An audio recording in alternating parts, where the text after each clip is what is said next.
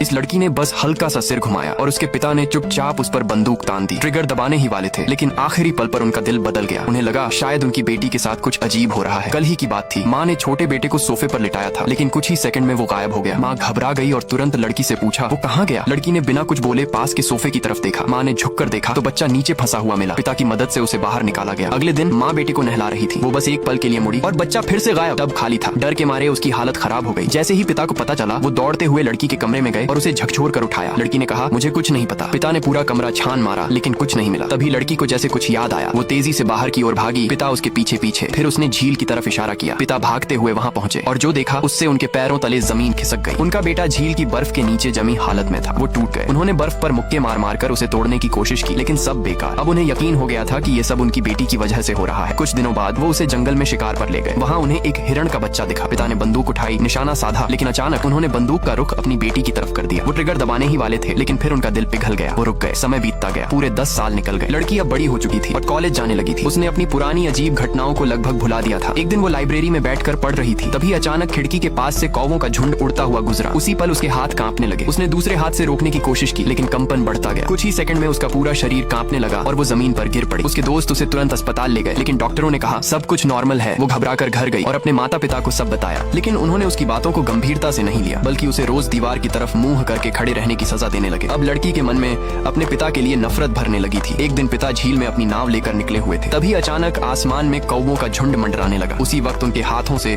सफेद धुआं निकलने लगा और देखते ही देखते उनका पूरा शरीर आग की लपटों में घिर गया। घबराकर वो पानी में कूद पड़े। आग बुझ गई, लेकिन जैसे ही वो वापस नाव पकड़ने लगे, आग फिर से भड़क उठी। इस बार वो खुद को बचा नहीं पाए और धीरे धीरे झील में डूब गए। अचानक लड़की की नींद खुलती है। वो घबराकर उठती है और सीधा झील की तरफ जाती है। वहाँ पहुंचकर वो सिर्फ एक खाली नाव देखती है और कुछ भी नहीं। अब सवाल ये है, आखिर उस लड़की की असली ताकत क्या थी? क्या वो अनजाने में सब कुछ कंट्रोल कर रही थी, या फिर ये सब किसी और ताकत का खेल था? कमेंट में जरूर बताना।